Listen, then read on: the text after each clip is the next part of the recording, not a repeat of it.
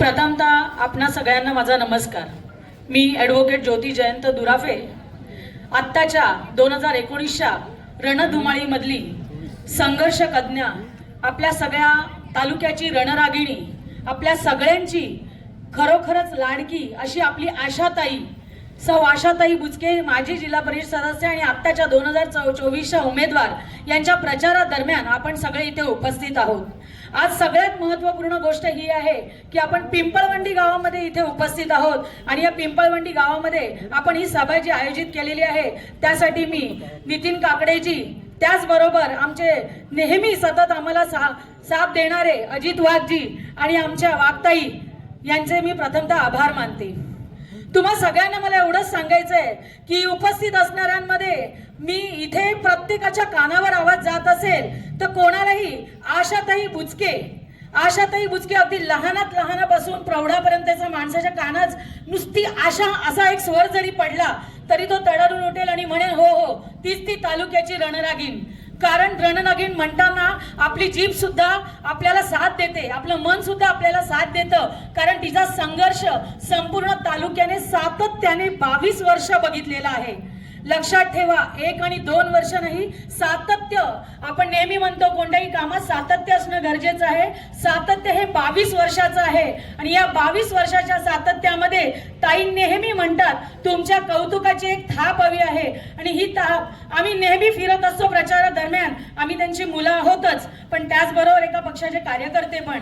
आम्ही फिरत असताना आम्हाला एकच गोष्ट लक्षात येते की लोक एक उदाहरणं अशी देतात की ताई कशा प्रकारे काम करते, ताईचा कसा प्रशासनावर वचक आहे, ताईचा अधिकाऱ्यांवर कशा प्रकारचा वचक आहे किंवा ताई अधिकाऱ्यांकडून कशा पद्धतीने काम कशी करून घेते, आमच्या एका चुटकीसरशी काम कसं होतं हे सांगताना अंगावर काटे उठतात। पण नेहमी इलेक्शन संपलं, रिझल्ट लागला की एकच आवाज ऐकायला मिळतो, तो म्हणजे रात्रीत काय झालं कळलंच नाही। रात्रीत काय झालं कळलं नाही, का कळलं नाही? अंगावर काटे येणारे जर तुमच्या बरोबर अनुभव आहे तर मग रात्रीत काय कसं होऊ शकतं? इथे उपस्थित असणारे मी गेल्या 4 दिवसाच्या दौऱ्यात प्रत्येक स्त्रीला विचारलेलं आहे की बाई आपण काय ऐकलेलं आहे? प्रत्येक आपण प्रचारादरम्यान ऐकतो पैशाचा पाऊस, पैशाचा पाऊस, पैशाचा पाऊस। बघितला तू बाई पैशाचा पाऊस? आला तुझ्या हातात पैशाचा पाऊस?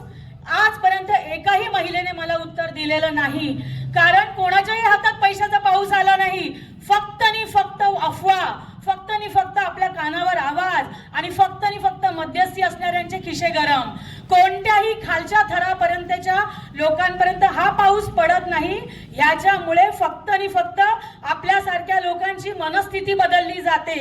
आणि जर खरंच पैशाचा पाऊस हा फक्त 5 वर्षातून 1 दिवस तुमच्यावर पडणार असेल तर आपला आत्मसन्मान राहिला कुठे?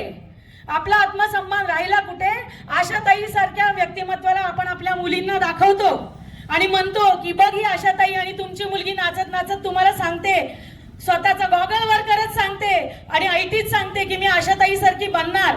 त्यावेळेला तुम्हाला कौतुक वाटतं की ही आशाताई सारखी बनणार, पण विचार करता आपल्या मनस्थितीचा की आशाताईचा तोंडचा घास ज्या वेळेला आपण एका रात्रीच्या फक्त चालणाऱ्या या अफवांमुळे पाडतो त्यावेळेला पुढची जी पिढी येणार आहे, आम्ही आहोत, आमच्यासारख्या अनेक महिला आहेत ज्यांना घरातनं सोडलं जाणार आहे बाहेर। राजकारणामध्ये आता फार नवीन आणि यशस्वी शिकलेल्या लोकांची गरज आहे आणि अशा लोकांना बाहेर पाठवताना लोक उदाहरण काय घेणार? आशाताईंनी 22 वर्ष कार्य केलं, पण काय नव्हतं? एका रात्रीची जादू नव्हती, एका रात्रीची जादू नव्हती। याच्यातून आपण एवढंच पूर्ण समाजावर ठसवतोय की जर तुमच्याकडे पैशाचा डबुला नसेल, जर तुमच्याकडे घराणीशाही नसेल, जर तुमच्याकडे वडिलोपार्जित खजिना नसेल तर तुम्ही राजकारणात उतरवू नका। मग तुम्ही कितीही चांगले समाज कार्यकर्ते असू द्या, तुमच्यामध्ये कितीही चांगलं नेतृत्व असू द्या, तुमच्यामध्ये कितीही चांगलं कर्तृत्व असू द्या, पण जर तुमच्याकडे फक्त आणि फक्त घराणेशाही आणि खजिना नसेल तर तुम्ही या राजकारणात उतरू नका। मान्य आहे का तुम्हाला हे पुढच्या पिढीसाठी? मान्य आहे का? मोठ्याने बोला। नाही मान्य ना? आपल्या घरातनं सुद्धा एक रणरागिणी जर तयार करायची असेल तर या संकल्पनेला आपण तोडलं पाहिजे। आणि कोण नाही म्हणतं 5 वर्षातनं दरवर्षी नवरात्री येते की नाही? मग फक्त 5 वर्षातनं एकदाच का आम्हाला देवी दर्शन घडावं? 5 वर्षातनं एकदाच का देवी दर्शन घडावं? प्रत्येक महिलेने उत्तर द्यावं। आपल्यासारखी एक महिला, आपल्यासारखी एक संघर्ष कन्या जर धडपड करते, अरे मला असं म्हणायचं, अरे मर्दा, एका महिलेच्या खच्चीकरणाच्या पायऱ्यांवर चढून तू शिखर गाठायचा प्रयत्न करत होता. मला याच ठिकाणी उभं राहून बोलायचंय. एका महिलेचा तिच्या अस्तित्वाचं खच्चीकरण करून तुला त्या पायऱ्यांवर चढून शिखर गाठायचं होतं. पण लक्षात ठेव, वारकरी संप्रदायाची भूमी आहे. ज्याच्यासाठी खड्डा खणतो त्याच्यात आपणच जाऊन पडतो. हे स्वतः दैवाने सुद्धा मान्य केलेलं आहे, स्वतः दैवाने सुद्धा मान्य केलेलं आहे. पुन्हा पुन्हा परीक्षा घेऊ नका, पुन्हा पुन्हा अग्नीची परीक्षा घेऊ नका, पुन्हा पुन्हा वाघिणीची परीक्षा घेऊ नका. सातत्य आहे, प्रयत्नांची पराकाष्ठा आहे. अनेक पत्रकारांनी विचारले, तुम्ही ताईंना घरातले व्यक्ती असताना सांगत का नाहीत, तुम्ही त्यांना थांबवत का नाहीत? अरे का थांबवू? तुमच्या घरातला मुलगा ज्यावेळेला इंजिनिअरिंग शिकत असतो आणि फेल होतो ना, त्यावेळेला तुम्ही त्याला बघता, त्याचा प्रयत्न, बाळा अजून एकदा प्रयत्न कर, तू पास होशील. त्याचा प्रयत्न नसेल तर तुम्ही सांगणार आहात की बाळा घरी बस, तू अभ्यास करत नाहीये. आम्ही बघतोय, जिंकली तरी आशाताई आणि हरली तरी आशाताई दुसऱ्या दिवशी पुन्हा त्याच गाडीत बसून पुन्हा त्या रोखामध्ये, त्या रुबाबामध्ये न कोणत्याही जनतेवर कोणताही ताशेरा राग न धरता त्याच उल्हासाने कामाला लागते. हे असं जिगर, असं काळीज या तालुक्यातल्या कुठच्या पुरुषामध्ये नाही. पुरुषांसारखे पुरुष तुम्ही एक एक वाक्य ती गेल्या 10 वर्षामध्ये सांगते, मला एक कौतुकाची थाप द्या, मला एक कौतुकाची थाप द्या. मी पुन्हा पुन्हा तुमच्या समोर येणार नाही. मी तुम्हाला बनवेल, मी तुम्हाला घडवेल. पण एवढी वर्ष, 22 वर्ष मी नितांत सेवा या तालुक्याची केलेली आहे. तर या तालुक्यातून मला एकदा आमदार व्हायचं आहे. त्यानंतर मी स्वतः या तालुक्यामध्ये नवीन चेहरे, नवीन व्यक्ती, नवीन गोष्टी घडवील. मी लोकांना, नवीन येणाऱ्या लोकांना प्राधान्य देईल. पण तुम्ही एवढं बघत नाही की आपण आपल्या पद्धतीने, आपलं वय काय, आपण काय, आपण करतो काय. आपण नेहमी विचार करतो काय पाहिजे तुम्हाला, दिखावेगिरी करणारा आमदार पाहिजे. आज मला सांगा, वर्षानुवर्ष आम्ही ऐकतोय बिबट्यांचे त्रास वर्षानुवर्ष चालू आहेत की नाही? आजचे त्रास नाहीत. मग आपल्याला काय पाहिजे? बिबट्यांचे त्रास आज जर वर्षानुवर्ष चालू आहे तर आपल्याला उपोषण करणारा पाहिजे आमदार, का एका फोन मध्ये किंवा पेपर वर्क करून त्याच्यावर उपाययोजना करणारा आमदार पाहिजे? पुन्हा सांगा, उपाययोजना करणारा आमदार पाहिजे की दिखावेगिरी करत, फक्त उपोषण करत? ती सुद्धा कधी जेव्हा इलेक्शन तोंडावर येतात त्यावेळेला तुम्हाला उपोषण सुचतात. ज्या वेळेला इलेक्शन तोंडावर येतात त्यावेळेला तुम्हाला सुचतं की आम्ही कधीतरी 5 वर्षापूर्वी काहीतरी बोललो होतो, त्याची एखादी गाडी फिरवावी म्हणजे 2 in 1 आपला प्रचार होईल. या सगळ्या गोष्टी तुम्ही करता. ही षडयंत्र कधीही आशाताई रचत नाही, कधीही आशाताई षडयंत्र रचत नाही. कधीही ताशेरे ओढण्यावर आणि कधीही कोणावर टीका करण्यावर वेळ वाया घालवत नाही. सतत उभी राहते, सतत काम करत राहते. आणि अशा या आशाताई तुमच्याजवळ एकदाच कौतुकाची थाप मागत आहेत आणि त्या सातत्याने आज उभ्या आहेत. मला सगळ्या महिलांना सांगायचंय, आज पुरुषांसारखे पुरुष तुम्ही इथे बघताय, हे सगळे पुरुष आशाताईंच्या मागे उभे आहेत. तर महिलांनी स्वतःला जाब विचारावा, माझ्यातलं अस्तित्व, माझ्यातलं एक नेतृत्व विधानसभेवर जाणार आहे आणि माझ्या वतीने बोलणार आहे. का असतं आरक्षण? का असतं जातीपातींचं आरक्षण? कारण तिथे तो व्यक्ती पोहोचलेला नसतो, तर आपल्या वतीने जेव्हा तो पोहोचेल तेव्हा आपला आवाज पोहोचवेल. मग महिला आरक्षण सरकार देईल तेव्हा देईल.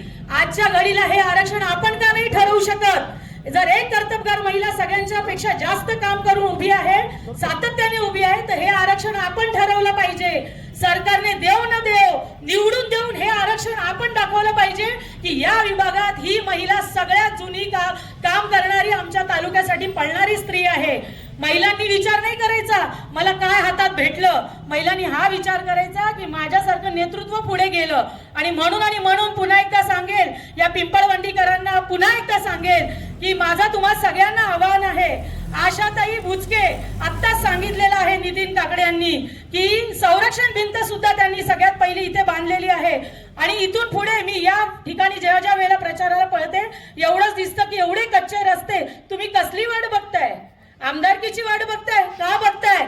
आशाताई जेव्हा या विभागात निवडून पण आल्या नव्हत्या त्यावेळेला त्यांनी ती भिंत बांधलेली होती. अशा प्रकारे कार्य करा तर तालुक्यामध्ये आपण आमदार होण्याची आपली जागा बनवत असतो. आणि असं नेतृत्व, असं कर्तृत्व तुमच्या समोर आहे. तुम्ही सगळ्यांनी जागरूक व्हा. महिलांनी तर मी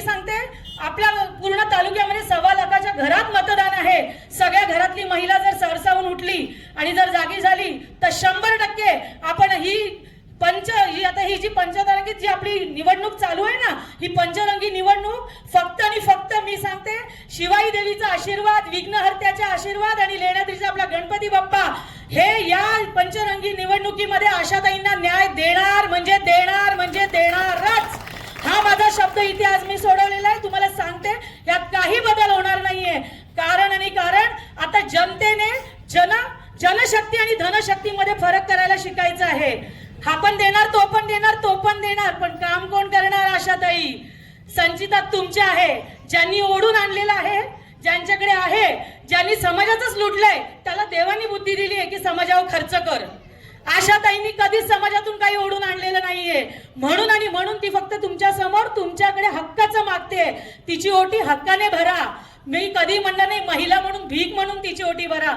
मी सांगेल की एक कर्तबगार महिला म्हणून तुम्ही तिची ओटी हक्काने भरा. आणि अशा या आशाताईंसाठी तुम्ही अनेक विचार करा. भ्रष्टाचार करायचं म्हटलं असता 1-1, 5-5 वर्ष पद मिळणारे अनेक भ्रष्टाचार करतात. आशाताईंचं नाव कुठच्या भ्रष्टाचारात नाही.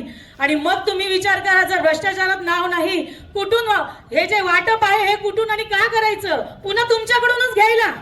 ते ताईंना पटत नाही. आणि म्हणूनच पुन्हा एकदा मला एकदा सांगायचंय, बोला आपल्याला काय बोलायचंय? आशाताई बुचके तू मागे बढो. आशाताई बुचके तू मागे बढो. जय जय जय जय जय भवानी. जय जय जय जय जय भवानी. जय श्रीराम. जय जय श्रीराम.